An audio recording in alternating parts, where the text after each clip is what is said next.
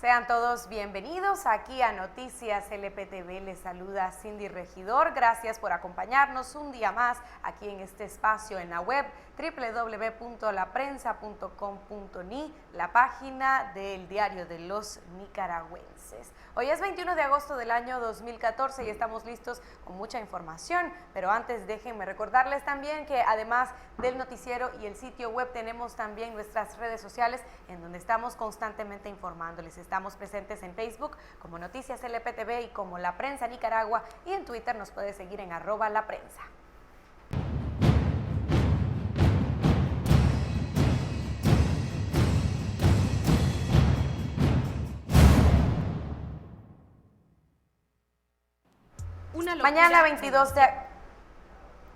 Mañana 22 de agosto se cumplen 36 años del asalto y la toma del Palacio Nacional, un hecho histórico que destacó por la manera en que fue ejecutado y por las diferentes repercusiones políticas que tuvo. Veamos a continuación los 10 mitos y anécdotas acerca de la Operación Chanchera. Una locura demasiado simple. Un disparate magistral. Efectivamente era una locura. Fíjate que locura, no. Arriesgada, sí. Era una operación sumamente atrevida, sumamente arriesgada. Estábamos convencidos que era lo único que había que hacer. Gabriel García Márquez describe el increíble hecho histórico en su crónica Asalto al Palacio. El Frente Sandinista de Liberación Nacional libraba desde hace varios años una batalla contra la dictadura somocista que pesaba sobre Nicaragua por más de 40 años. Los guerrilleros habían asestado varios golpes, pero ninguno tan certero como la toma del Congreso. 24 hombres y una mujer se disfrazaron de oficiales de la Escuela de Entrenamiento Básico de Infantería, el cuerpo élite de la temida Guardia Nacional, entraron al palacio campantemente y mantuvieron como rehenes a los diputados dentro del edificio por alrededor de 45 horas. Negociaron entonces $500,000, liberación de presos políticos, difusión de comunicados del Frente Sandinista y la salida del país de los miembros del comando. Anastasio Somoza Debayle no tuvo más remedio que aceptar. Se trataba de una victoria para la lucha armada revolucionaria y de una humillación para el dictador. Todo un argumento de película. Sin embargo, sucedió el 22 de agosto de 1978. Menos de un año después, la dictadura se desplomaría para alegría de la mayoría de la nación. Hoy, los protagonistas, Comandante 0, Eden Pastora, Comandante 1, Hugo Torres y Comandante 2, Dora María Telles, hablan sobre los mitos que se han formado en torno a esta hazaña y anécdotas de las que hoy ríen y reflexionan al recordarlas.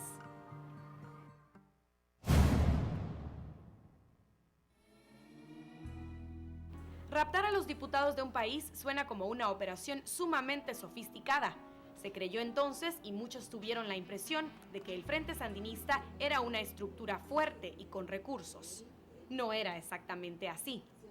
Cuando se dé el asalto al Palacio, el 22 de agosto del 78, llevábamos fusiles Garand, la mayoría, pero con la acción del Palacio casi que estábamos dejando sin armamento a las estructuras del Frente Sandinista en Nicaragua. Esas eran las precariedades en que nos movíamos. Cualquiera hubiera creído que habían 10 veces más armas que esas, ¿verdad? Pero no, había poco y habíamos también pocos clandestinos.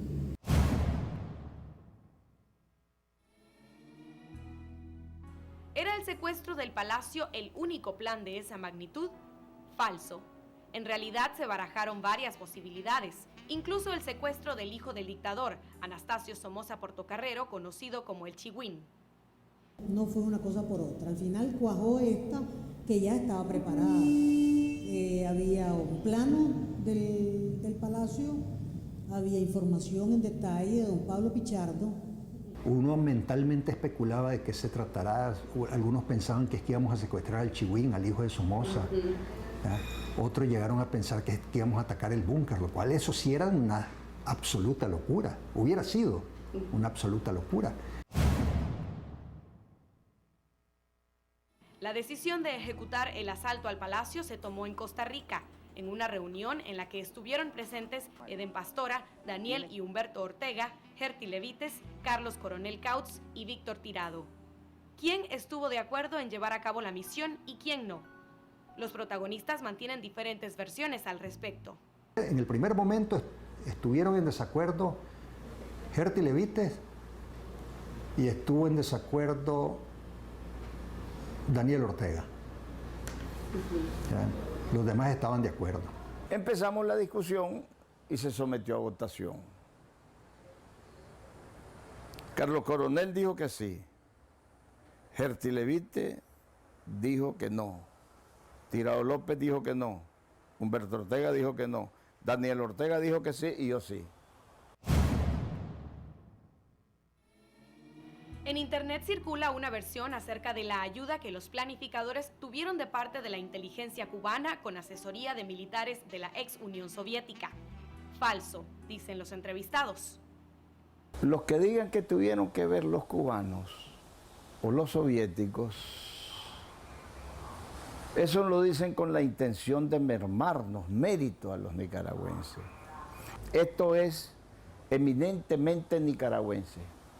La logística, la planificación y todo. Esa es mucha fantasía, nada de eso hubo. Se pensó antes de Eden Pastora en Germán Pomares, alias El Danto, para liderar este operativo. Dora y Hugo así lo afirman. Eden dice que se trata solo de un mito más alrededor de la historia. Inicialmente se había pensado que fuera El Danto Pomares, Germán Pomares, el que estuviera a cargo de la operación, pero finalmente la dirección en Costa Rica decidió que fuera Eden. Probablemente Eden no sabe esa parte, ¿no? Se llegó a pensar en un primer momento que quien debería ser el jefe del comando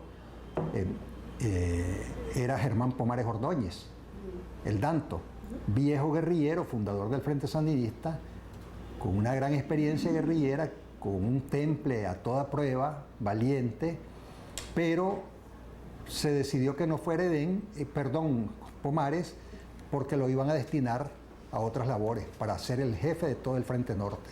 Es un mito que se quiso nombrar al comandante Germán Pomares como jefe del Palacio, que para mí hubiera sido de gran satisfacción porque con Germán Pomares nos conocemos desde 1961 y sé el hombrón que era. Si a Germán Pomares lo hubieran nombrado, yo hubiera sido satisfecho y hubiera ido de segundo, al mando de tercero o de último.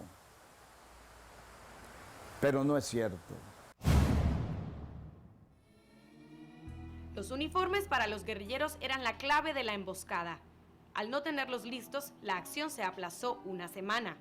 Qué insensatez lanzarse al operativo sin uniforme, porque no habían los uniformes. Los uniformes no habían llegado, que era clave para el factor sorpresa. Entonces les planteamos en una reunión con los miembros del Estado Mayor, del Frente Interno, les dijimos, si se puede posponer la acción hay que hacerlo. Pero ¿de dónde habían salido los uniformes? ¿Habían sido robados de la EBI? Tanto Pastora como Torres dan el crédito a quienes los elaboraron. Se hicieron en Costa Rica, Tulita, la esposa de Sergio, la Ian Coronel, la esposa de Carlos Coronel, y mi mujer Yolanda confeccionaron el vestido y no sabíamos que en el cuello venía la Magnífica, nos habían metido la Magnífica, una oración católica para que a uno no le pasara nada. Los detalles de los uniformes, eso los estaban confeccionando doña Cuta Castillo, esposa de Tito Castillo, la Tulita, la esposa de Sergio.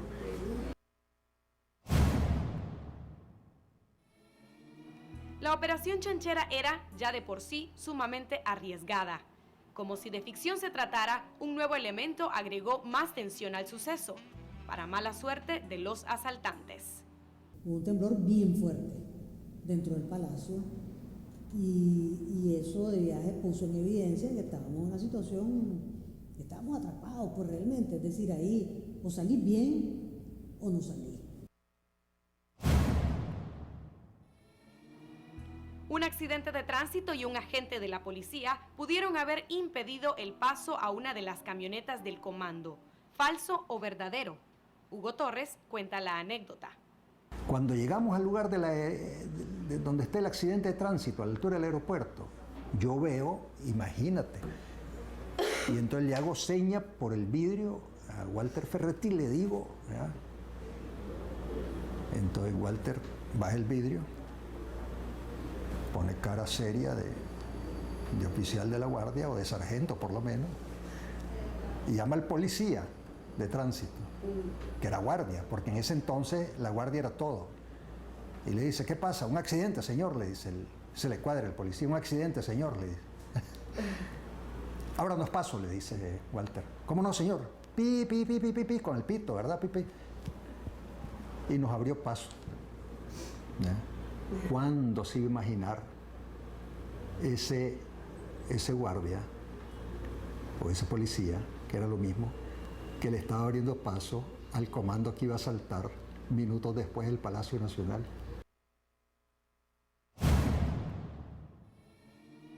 Permanecer en alerta por 45 horas no es tarea fácil. Reportajes y notas sobre el hecho destacan que el cansancio fue la peor amenaza para los guerrilleros. Así lo corroboran los líderes de la operación. Entramos después de 5 días de trabajar día y noche. Entonces entramos cansados. Y yo me di cuenta de eso. Los compañeros estaban durmiendo, estaban cansados. Dora María, platicando conmigo, se quedó dormida. Con el paso de las horas, la tensión crece. Y porque el cansancio se empieza a apoderar de uno. En diferentes artículos se ha señalado que el comandante Cero, Eden Pastora, una vez estaba a punto de salir del país victorioso, se dejó la cara al descubierto como una forma de destacar su liderazgo. ¿Vanidad o figureo? La reacción de la gente fue impresionante. A lo largo de la carretera norte, la gente gritando vivas, aplaudiendo, la cantidad de motocicletas detrás, de autos detrás, la gente pidiéndonos que le regaláramos las pañoletas. Yo les regalé mi pañoleta. La verdad es que tanto Hugo Torres como yo regalamos el pañuelo. Y la verdad es que no hubo orden de ponerse el pañuelo. Yo no me acuerdo si él se lo puso o no. En realidad para mí nunca ha sido demasiado importante. Al final nosotros salimos con pañuelos, una parte sí, otra parte no, y Eden salió sin pañuelo. No me lo podía quitar, nunca me lo puse.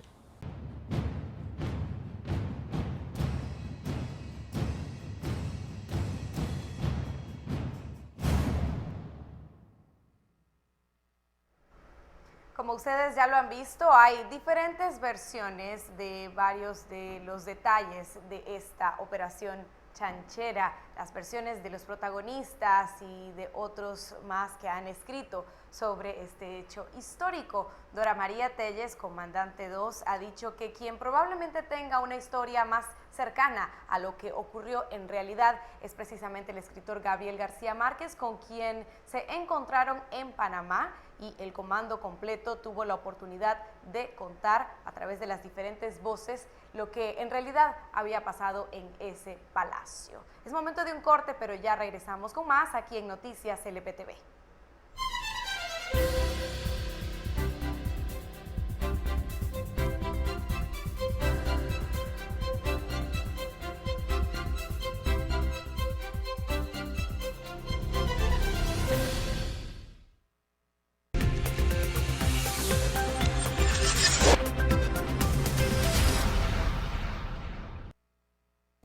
Llega el evento más esperado del año. Feria Nosotras Bodas, tu sueño hecho realidad. Ven a la feria más grande del país este 25 y 26 de agosto. Conoce las últimas tendencias con los mejores expositores en vestidos, maquillaje, organización, decoración, pasteles y mucho más. No te lo puedes perder. Centro de Convenciones Crown Plaza. Feria Nosotras Bodas, tu sueño hecho realidad. La Prensa, el diario de los nicaragüenses. Hola, soy Cindy Regidor. Les invito a que nos acompañen en Ahora, todos los miércoles a las 8:30 am hora Nicaragua, porque nuestro compromiso de informar es con ustedes a través de www.laprensa.com.ni.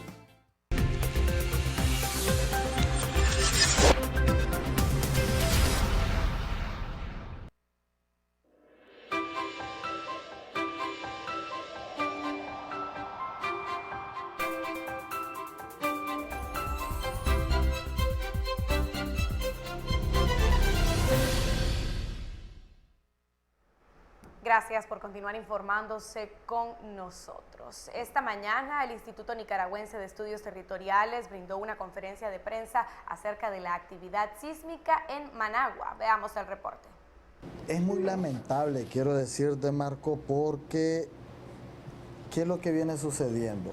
En su momento la alcaldía de Managua autorizó al Consejo Municipal en pleno a la señora alcaldesa para que le solicitara a INE la iluminación de ciertas pistas, ¿verdad?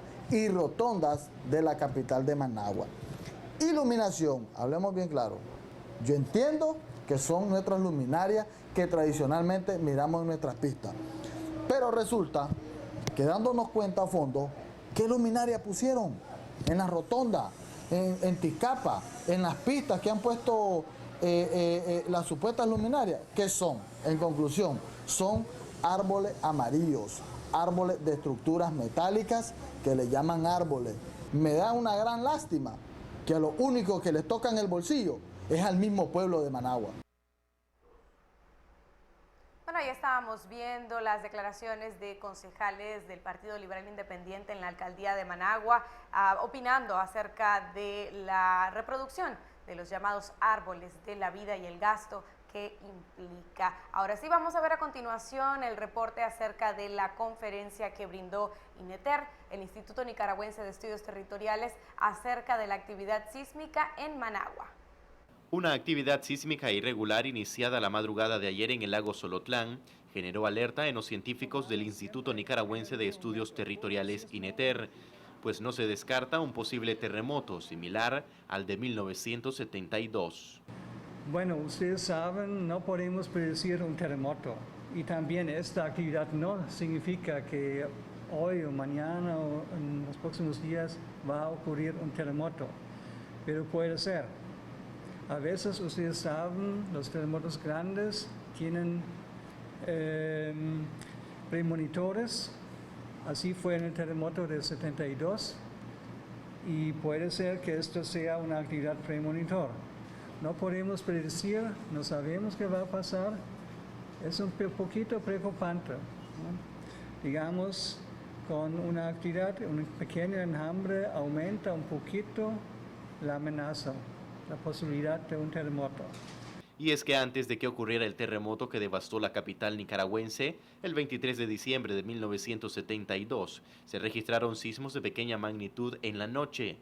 Hubo sequía en ese entonces y hacía mucho calor. Estamos un poquito preocupados, tenemos que estar preparados siempre en Managua y ahora hay aún más razón de hacerlo, ¿no? Entonces las familias tienen que estar preparados, también las instituciones del Estado, las empresas tienen que estar preparados siempre y ahora aún más.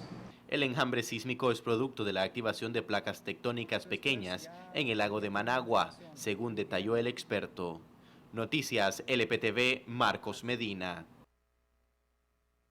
El economista y sociólogo Oscar René Vargas se une a las voces que destacan que Nicaragua estaría perdiendo el lago de Nicaragua con la construcción del canal interoceánico. El canal va a ser beneficioso para el país. ¿De qué manera? No han dicho de qué manera. Han prometido que va a crecer el país 10%, 15%, pero pura bla bla. No hay ningún estudio que diga qué es lo que va a crecerse. Mientras que si nosotros exportamos, es decir, ponemos en riesgo el agua, que es un precio, que es un bien equivalente al precio del petróleo, va a valer más que el petróleo en el mundo en los próximos años. Hay estudios del ejército norteamericano, del ejército canadiense, de instituciones internacionales que refuerzan lo que estoy diciendo. Si nosotros exportáramos solamente 100 metros cúbicos de agua por segundo a Costa Rica y El Salvador, recibiríamos hoy, dentro de 2 o 3 años, más rápido que el canal, el equivalente a lo que recibe hoy el canal de Panamá en sus beneficios. Asimismo, el economista hace un llamado y da énfasis a que es importante que se declare estado de emergencia en el país debido a las condiciones climáticas de sequía. A criterio del economista y sociólogo Óscar René Vargas, el gobierno ya debe decretar estado de emergencia en los municipios impactados por la sequía y buscar a través de organismos internacionales ayuda para las familias afectadas. Yo creo que sí, pues yo me guío por más que todo por las personas que son expertas en esto y yo creo que es necesario, pues cuando vos afectás a 66 municipios y 700.000 personas, yo creo que merece ser llamado como una alerta y poder llamar, de esa manera poder recibir cooperación internacional. Considera que la política económica gubernamental de Ortega está fracasada y recomendó hacer un plan nacional de desarrollo inclusivo. Establecer un plan nacional de desarrollo, pero no para 5 años, porque eso se vuelve ligado a las elecciones políticas. No. Plan Nacional de Desarrollo debe ser a 20 años, 15 años mínimo, en el que participe, bueno, pues a vos, empresa privada, te voy a dar exoneraciones. Ajá, ¿qué es lo que vos prometés que vas a invertir? Es decir, aquí es dando y dando. Y así, sucesivamente. Entonces tiene que ser un plan nacional en el cual, de desarrollo, en el cual todos los sectores sociales, todos los sectores políticos, todos los sectores económicos tienen que tener voz para ver qué se hace. Diversos sectores han sugerido la necesidad de que el gobierno inconstitucional de Daniel Ortega declare estado de emergencia en los sectores afectados por la sequía. Noticias LPTV, Marcos Medina. Vamos a una nueva pausa, pero ya regresamos con más noticias.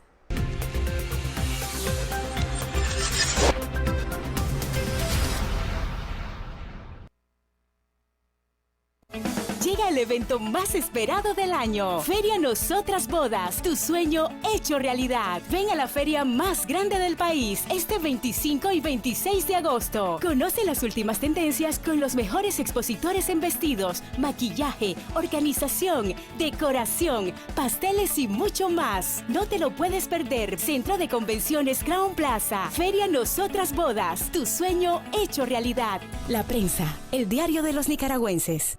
Películas, series, documentales y todo lo que tenés que ver está en Apantallados. Todos los jueves a las 8:30 de la mañana a través de www.laprensa.com.ni. Hola, ¿qué tal amigos? Yo soy Mario Guevara Somarriba y esta es La Roconola Nica. Luis Enrique Mejía Godoy, Solo Mancotal y los de Palacahuina les invitamos este sábado en la Ruta Maya a las 8 de la noche, la fiesta de la Cotona. ¿Dónde?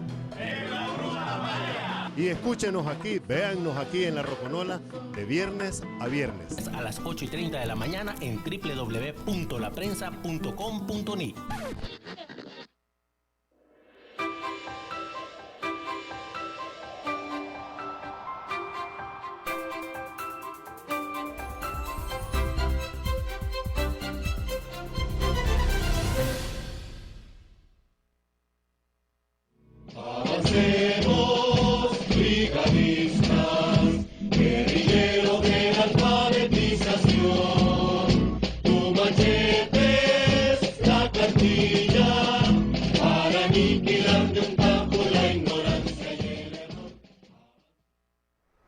En este mes de agosto también se cumple un aniversario más de la Cruzada Nacional de Alfabetización en Nicaragua, un hecho que marcó la historia del país. Veamos a continuación el reporte especial que nos ha preparado Julieta Arróliga, una reseña de cómo se dio este hecho.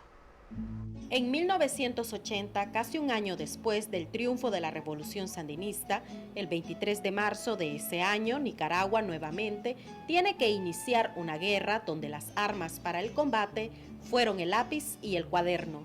Esto con el propósito de disminuir el alto índice de analfabetismo en el país. El 52% de la población no sabía leer ni escribir. El Frente Sandinista vio necesario realizar una cruzada nacional de alfabetización que se promulgó el 21 de agosto de 1979. Esta gesta fue coordinada por el padre jesuita Fernando Cardenal. La educación en tiempo de Somoza era un desastre en todo, en cantidad y calidad. Para él la educación nunca fue una cosa importante, ¿no? Entonces, podríamos decir en una palabra que era un desastre completo. Ellos decían en su documento que la educación era para preparar a los jóvenes a la sociedad. Punto. Lo que no decían era a la sociedad de consumo. Marisa Olivares, quien formó parte del Estado Mayor de la Cruzada de Alfabetización en Carazo, cuenta que este proyecto social fue orientado a las clases más desprotegidas, empobrecidas y excluidas, el campesinado. El acceso del campesinado a la salud, a la educación, al trabajo, a la alimentación digna era limitado, habían condiciones de vida y relaciones económicas muy duras en el campo.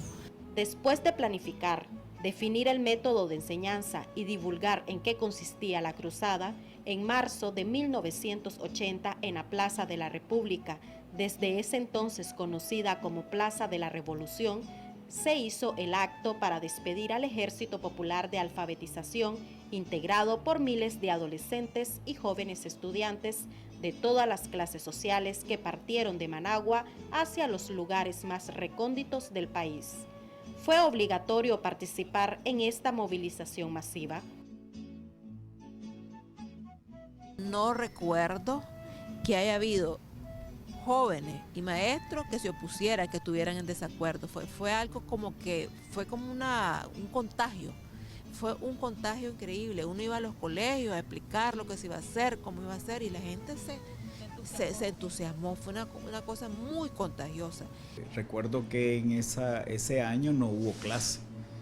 No hubo clases, pero eso no significaba de que el que no se involucraba en la alfabetización le iba a ir impuesto. Uno de los cuestionamientos que sí tuvo la cruzada fue de politizar una acción social. El método de enseñanza que se utilizó fue basado en el método de Paulo Freire. El coordinador de la cruzada, Fernando Cardenal, asegura que el objetivo era concientizar a los campesinos sobre la realidad sociopolítica y económica en que se encontraba el país y a la vez hacerlos conocedores de la historia. ¿Es político eso? ¿Será político? Pero una política de llevar la verdad a los campesinos, que caigan a cuenta de la realidad.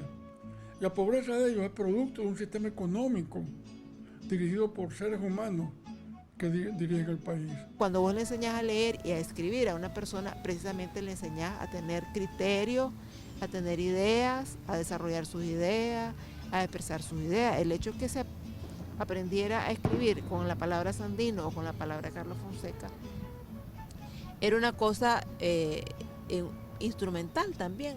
Tampoco la gente es tonta y se iba a dejar manipular. La gente aprendió a leer y escribir y después leyó lo que quiso leer, escribió lo que quiso escribir y pensó lo que quiso pensar, pues. El 23 de agosto de 1980 se regresaron los brigadistas de todo el país, al saber que la meta se había cumplido de un 52% de la población analfabeta a un 12.96%, siendo el primer territorio declarado libre de analfabetismo Nandasmo, departamento de Masaya.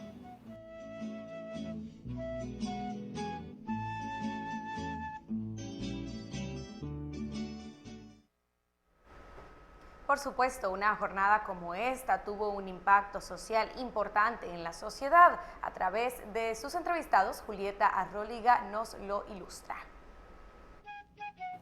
A 34 años de la Cruzada Nacional de la Alfabetización, los que participaron en este proceso de transformación en la vida de los campesinos se sienten orgullosos de ser parte de la historia de Nicaragua. Para los más de 80.000 brigadistas, emprender la lucha contra la ignorancia no fue fácil. A mí me impactó saber que yo nunca, a mí en el plato de mi casa, nunca en la vida había faltado los frijoles. Y darme cuenta que los campesinos no comían frijoles, para mí eso fue un shock. Si ellos lo producen, ¿y qué pasa aquí? ¿Cómo es la cosa? Los campesinos comían arroz con guineo. Entonces uno dice, ¿cómo es esto? Un cambio cultural importantísimo. Yo, por ejemplo, nunca en mi vida había comido tortilla de trigo millón, que es lo que se comía en ese lugar. Nunca en mi vida había probado a beber un fresco también hecho de trigo millón. Y tampoco nunca en mi vida había comido frijoles blancos. En mi casa nunca lo había probado y ahí tuve que aprender a comer frijoles blancos. Aunque el voluntariado prevaleció en la Cruzada Nacional de la Alfabetización, los temores por enfrentarse a un mundo desconocido no se hizo esperar. La alfabetización no solo concientizó a los campesinos que no sabían leer ni escribir. Los jóvenes que participaron en esta hazaña también aprendieron a entender el entorno y adaptarse por 5 meses al estilo de vida del campesinado. Gonzalo Norori, a sus 15 años, se enrumbó a Zamascunda, una comarca de Yalaguina, municipio del departamento de Madrid, en el norte del país. Desafiante fue trabajar con las personas más grandes. Don Ulofio, por ejemplo, que era el mayorcito de todos, en ese momento, descansa en paz, Don Ulofio tenía 90 años y yo tenía claridad de que Don Ulofio nunca iba a poder leer y escribir, pues porque en primer lugar necesitaba anteojos, en segundo lugar pues su disposición ya era muy complicada pues hacia querer aprender a leer y escribir. Sin embargo, con Don Ulofio recuerdo que hice un trato y le dije: apréndame a escribir su nombre y su apellido y con eso estamos satisfechos. Nicaragua apenas empezaba a escribir una historia de cambios. Uno de los primeros capítulos de cambio fue la alfabetización. Marisa Olivares formó parte del Estado Mayor de la Cruzada en Carazo. Ella recuerda que se logró la meta con mucho esfuerzo y sacrificio y que dentro de este progreso hay momentos oscuros. Uno de los hijos de una de las señoras a las que yo le alfabetizaba había sido integrante de la desaparecida Guardia Nacional y parece que él ya se había comenzado a enrolar en lo que en ese momento se iba a conocer posteriormente como la Contra, y resulta de que él llegó a refugiarse una madrugada ahí donde su mamá, pues, y fue un operativo nocturno. A mí me asustó mucho.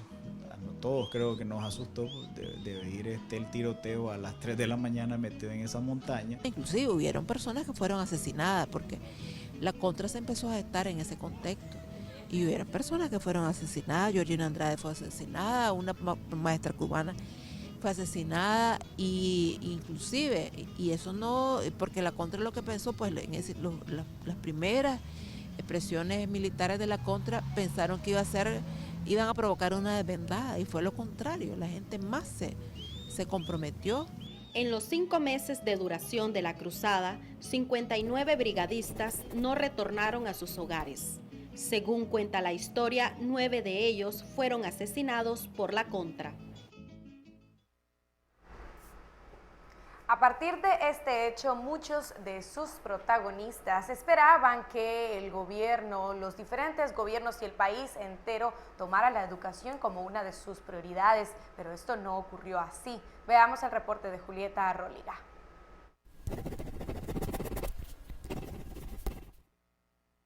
De ese esfuerzo de haber hecho una reducción del analfabetismo para acá, a estas alturas, quizás nuestro sistema educativo debería estar, y también nuestras condiciones económicas deberían estar mejores, porque pues había una oportunidad para poder desarrollarse culturalmente de otra manera. Recientemente, la primera dama Rosario Murillo en un comunicado dijo que la secundaria en el campo reporta una asistencia del 85%, 446% escuelas abiertas y 12.832 estudiantes. A pesar que estos números aparentemente suenan alentadores, la calidad de la educación en el país sigue siendo cuestionada. En Nicaragua, el 25% de los estudiantes de primaria están en multigrado, es decir, un aula con un maestro, 6 grados. ¿Qué calidad de educación puede ser de ahí cuando además el maestro es empírico? No es ni siquiera maestro y menos especialista en multigrado. Yo te puedo decir que sí hay problemas de calidad. O sea, no logramos desarrollar las habilidades, de la mejor manera las habilidades de la lectoescritura. Y no podemos decir que eso no limita, eso limita. Pues limita que las personas puedan expresarse correctamente, limitan que las personas puedan procesar información de manera más ágil, de manera más profunda. Varios esfuerzos se han realizado para continuar luchando el analfabetismo. En el 2006 se implementó la campaña Yo Sí Puedo, que tenía como objetivo disminuir la cifra del 36.9% de nicaragüenses iletrados. Fernando Cardenal considera que esta campaña no tuvo el efecto esperado. Para el comienzo de esa campaña, el entonces ministro de Educación, Miguel de Castilla, me invitó al acto del ministerio y me pidió que yo hablara. Y yo le dije, mira, en estos momentos los campesinos y trabajadores no tienen como principal objetivo aprender a leer. Eso no les está interesando. Lo que les interesa es cómo sobrevivir, cómo llevar la comida todos los días a su casa. Entonces, si ustedes quieren hacer una campaña exitosa, tienen que comenzar con una campaña de motivación a los campesinos, a los obreros, para que caigan a cuenta de la importancia para la vida de ellos de aprender a leer. Actualmente existe un debate sobre los datos reales de analfabetismo. El Ministerio de Educación refleja que menos del 5% de la población nicaragüense no sabe leer ni escribir. Según el último estudio realizado en el 2012 por el Instituto Nacional de Desarrollo, INIDE, refleja que existe un 14% de analfabetismo en el país. Avancemos, brigadistas, guerrilleros de la alfabetización. Tu machete es la cartilla para aniquilar de un tajo la ignorancia y el error. De esta manera hemos llegado al final de Noticias LPTV en esta edición con reportajes especiales históricos. Gracias por habernos acompañado y recuerden que siempre tenemos información para ustedes de lunes a viernes a las 4:30 p.m. hora Nicaragua y que por supuesto puede ver estas ediciones cuantas veces así lo quiera aquí en nuestros archivos y en nuestro canal en YouTube. Nos vemos y hasta mañana.